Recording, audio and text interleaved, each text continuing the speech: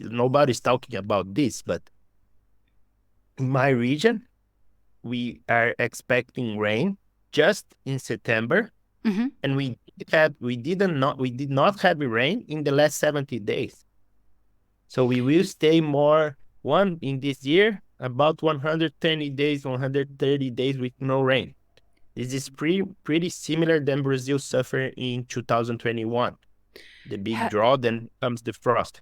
This episode is proudly brought to you by Mapper Forward's workshop. It's time to become a coffee consultant.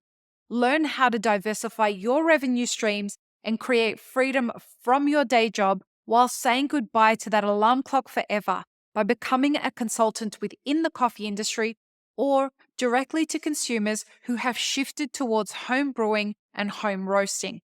Protect your income from challenging times in the coffee value chain by taking this course today. Go to mapperforward.coffee/workshops or click the link in the show notes for details.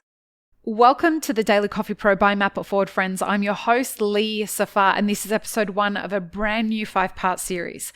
And we are back to talking about regenerative farming practices in this series, and we are joined by Murilo Bettarello from Brazil. Murillo, welcome to the podcast for the first time. It is my absolute pleasure to have you here on the podcast. Thank you, Lee. It's my pleasure, to be here and share a bit of my experience in coffee world. Thank you for reaching out to me, because you reached out to me after we had the conversation with Angela about biochar. And what's really exciting to me and what I'm always very grateful for is when people want to share more of their knowledge. And that's what we're going to do in this 5-part series. It's going to be regenerative farming practices for coffee production.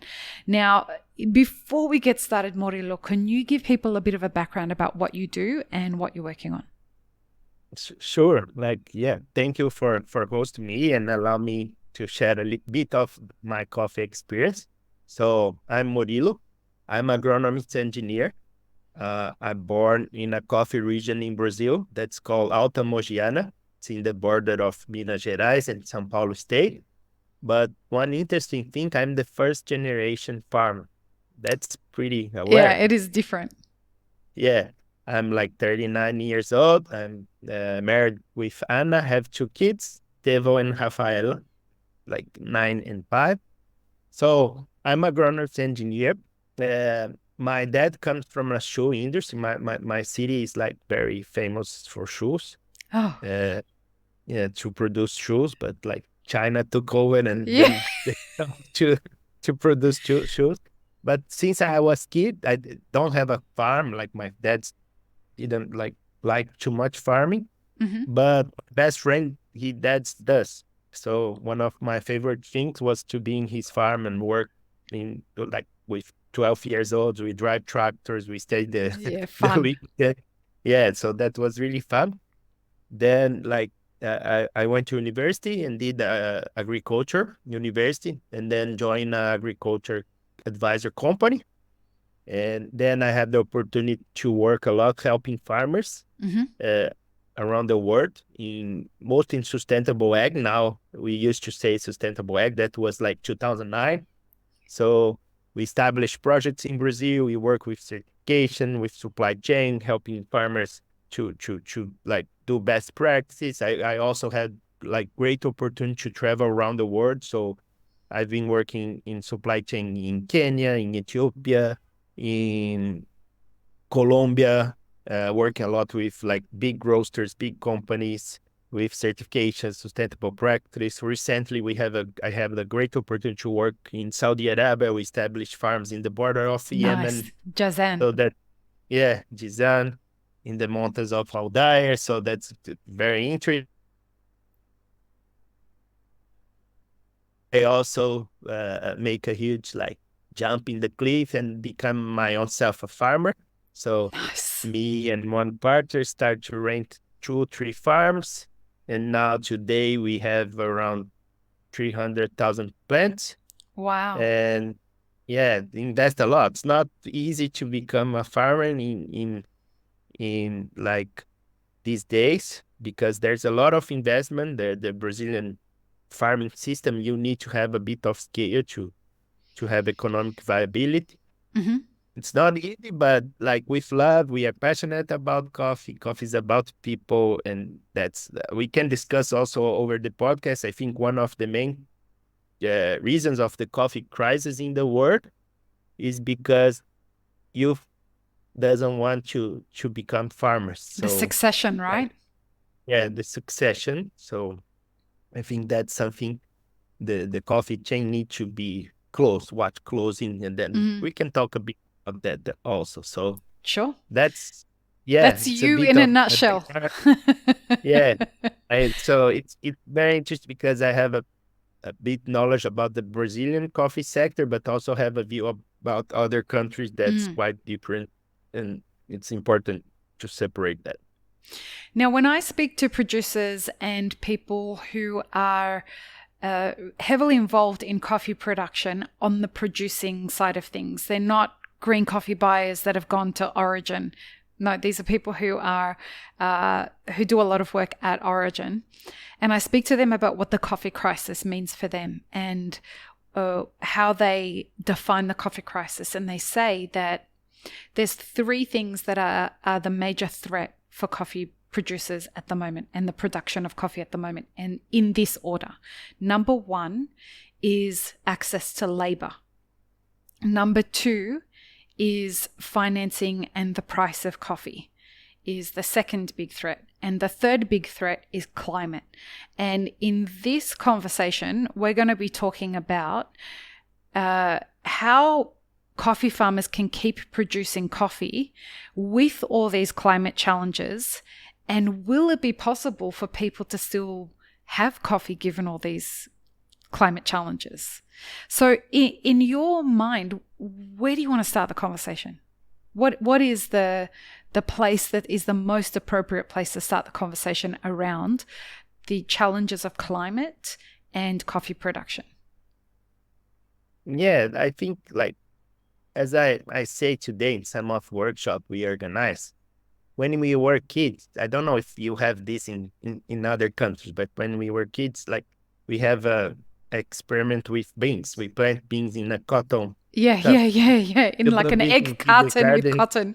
Yeah. Okay, so well, like when we were kids, like to see the plants grow is quite interesting exercise. But we take the beans, plant in the coffee cup, and then the kids love what grow, no? But as I say, if this experiment needs to be today, we will not give, for some kids, the seed will be bad. For some kids, we just give them like 2-3 drops of water. And for other kids, we give them less cotton. So I think now it's what the coffee production is. We need to keep producing coffee with a lot of challenge resources.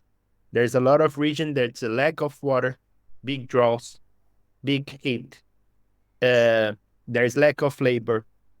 Inputs price are very expensive. So there's a concentration in both sides of the chain, in the buyer and sellers, and farmers are being squeezing together.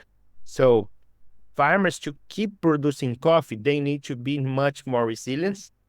Yep. And I think, is it possible? Yes, but it's much challenging. Right. There's a big challenge on that because they have less resource now to grow their little bean. The kids will not have the full water. They will not have the same amount of water with everybody. So that's the big challenge. So it sounds like what you're saying is that if we're focusing on what agriculture is today, it's not necessarily how the seed grows. It's that the environment that's around the seed is no longer uniform and equal and even for everybody. And so because the producer doesn't have access to the same resources as it had historically, where if they needed water, if they needed fertilizers, if they needed nitrogen, if anything that they needed, they could give it to their whole crop. Now what you're saying is some producers don't have access to inputs. Other producers don't have access to water. Some producers don't have access to labor. The challenges for producers across different origins, they're all having issues, but the issues are different. Am I understanding you correctly? Yeah, I think the issues could be, it's like, as you say, there is a climate heat in the world. Right. We can discuss that this is like a human action or it's like natural Earth history, It's here. It's but irrelevant how here, it happened. We're here. yeah, but it's here. Like we having more drought periods and severes. We having more like the like a huge climate difference between, and Yeah. coffee Arabic don't like these like big amplitudes of thermic and heat and cold. They don't like this. We faced a big draw in Asia, like in Vietnam, Indonesia, like 3-4 months ago. And now we are facing this in Brazil. Nobody's talking about this, but in my region, we are expecting rain just in September, Mm-hmm. and we did not have rain in the last 70 days. So we will stay more one in this year, about 120 days, 130 days with no rain. This is pretty similar than Brazil suffered in 2021. The big drought, then comes the frost. Help people understand what it means. At this time of the year, we're recording this in July, the 2nd of July, and you haven't had rain for 70 days. Help people understand what that means for the coffee trees. And Jonas Fijariso just released a post today or yesterday talking about what people should be expecting from the harvest for 2025. And I think this is directly connected to that. So please, can you help people understand what it means if there isn't rain for 70 days in July? Yeah, like usually we used to have some rain in May and June. And then comes winter. Brazil, it's South Hemisphere, now it's winter. It's supposed to be cold. Winter in Brazil is traditionally dry. Okay, we don't have much rain in our ring, but usually it's a bit cold. Until now, there's two big problems. I think lack of rain is and higher temperature. My University of Agriculture starts in 1904. It's the oldest agricultural university in South America. They measure temperature since that. In May and June, the temperature is an average of 4 degrees higher than used to be in the average of since 1904. So this May and June, we have 4 degrees higher than the average. So that's very bad for coffee Arabica. What does it mean? What does it do to the trees, to the plants, having this no rain? Yeah, the trees start like, they lose water and they start to lose all their potential. So they lose leaves. So agriculture is an art to collect sunlight. So the plants are good on that, to collect sunlight and transform this in proteins, through photosynthesis. In food. Okay. And if we have a lack of rain and big temperatures, the plants cannot cool themselves because they cannot suck water, evapotranspiration, photosynthesis, and cool themselves. So as a protection, they start to lose leaves. So they start to conserve energy. Their power to produce energy. And then when the flowers comes in September, the plants will not have the energy makers, like the leaves, to produce the fruit. The flower comes through the fruit. So that's like for the young trees, the plant in Brazil system, it's different than the most countries. We have a full sun, most of the farmers. We don't have shade. So this is why Brazil has a bienniality, because when we produce much one year, the other year we drop usually. So the shade, they behave like a kind of blanket. They protect a little bit the sunlight. As we don't have this, our systems of production, we are facing more problems. So the young trees, the trees of like 24, 30, 40 months, like 1 or 3 years, they will lose like 30 to 50% of their yield prediction for 2025 already. The big trees, they are still holding because they have better root systems, like deeper root systems. But we don't know. It will depend how the rainfall will come in September and August, if it will come or not. People need to understand, there's a lot of people on the consuming end of the market in our industry that don't understand the fundamentals of the coffee supply chain. Brazil is the number one supplier of coffee, the number one producer of coffee on a global level, folks. So imagine if the production of coffee, and I'm going to lay this out this way. So we're going to take a look at the top 5 producers of coffee in the world. Brazil is the number one. You just heard that 2025 is not going to be a good year. It's compared to what was expected, it's going to be a down year. Number 2 is Vietnam. Vietnam just got decimated by a drought, and it is the number one producer of Robusta in the world. Number 3 is Colombia. Colombia has been pulling up 30% of its trees year on year, plus they're being faced with many, many challenges with regards to rainfall. Number 4 is Ethiopia. We have just done a whole bunch of series about Ethiopia with regards to the eucalyptus. And we can just look at the top 4 there and you can understand what direction we're headed in.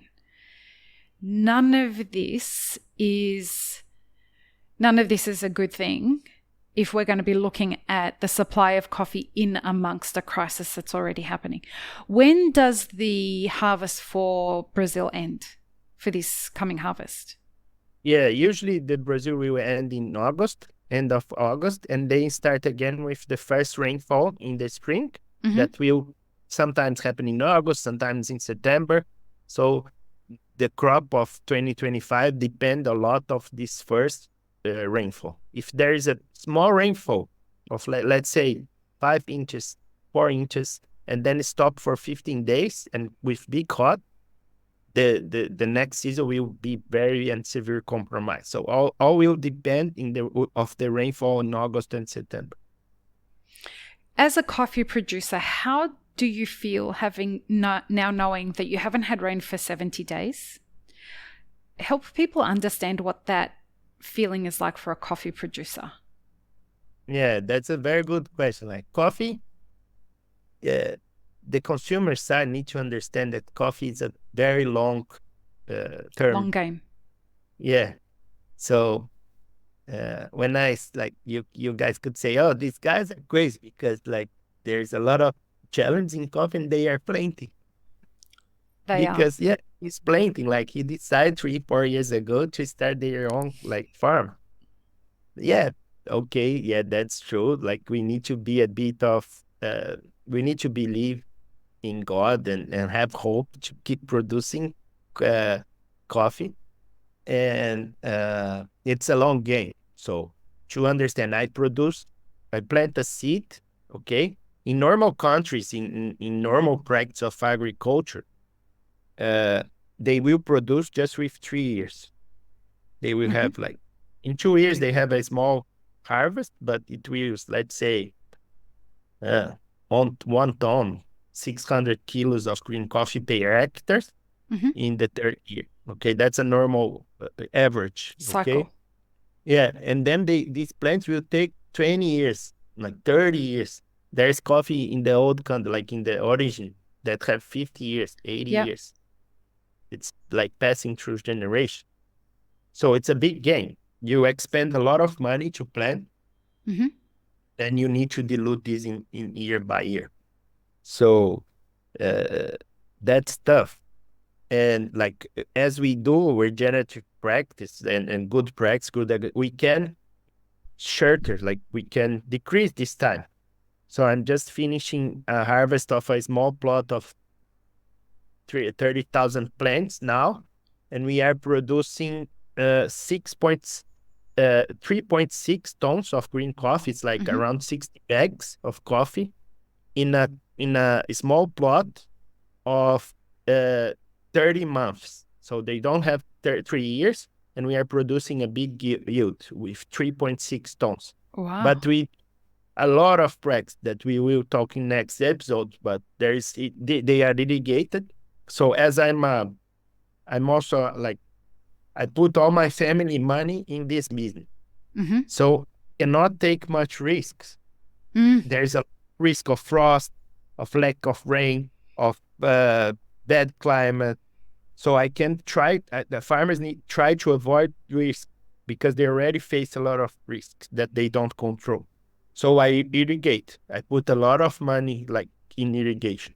So my plots are all irrigated because I cannot like suffer risks. So I'm kind of, I use a lot of microorganisms. I put like organic matter in the soil. So I try to put root system down. We will reach that, but that's something farmers need to work with. Like they need to keep producing coffee.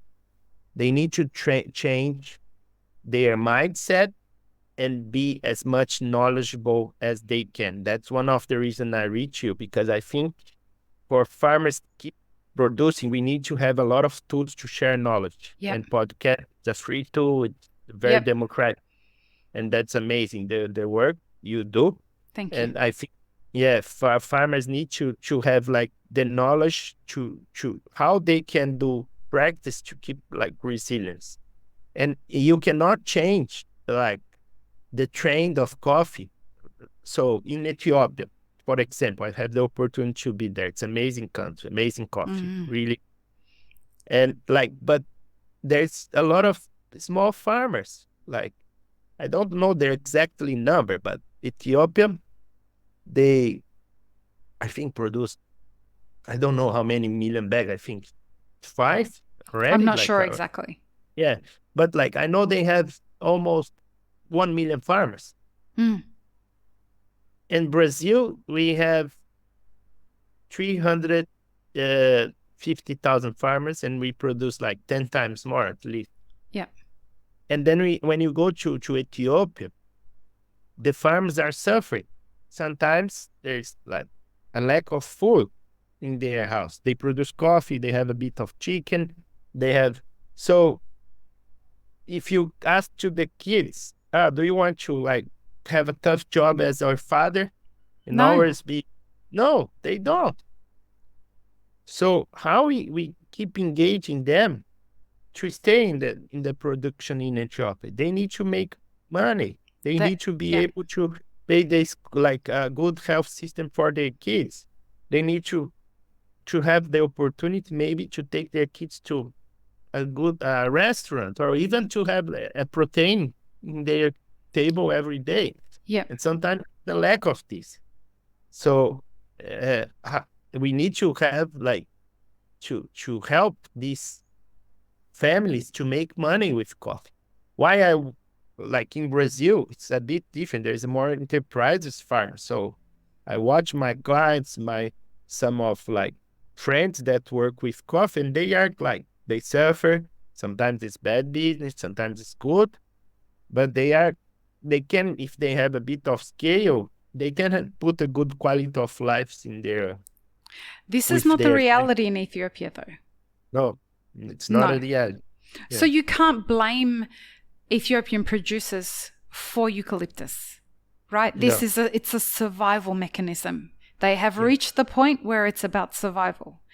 And in the next episode, we're going to talk about resilience, because the opposite side of survival, like what you need to survive, is not the opposite, but the hand in hand kind of characteristic you need for survival is resilience. And so in the next episode, folks, we're going to talk about how to make your farm and supply chain more resilient. Murillo, this has been fantastic. I can't wait for the next episode. Join us, folks. Peace, love, and peanut butter. Have an amazing rest of your day. I really hope you enjoyed this episode, friends. Please don't forget to show us some love by subscribing, liking, commenting, and most of all, sharing this podcast with your friends. Check the show notes for links, including our sponsors and our Patreon. And stay tuned for more great conversations on the Daily CoffeePro by Mapper Forward.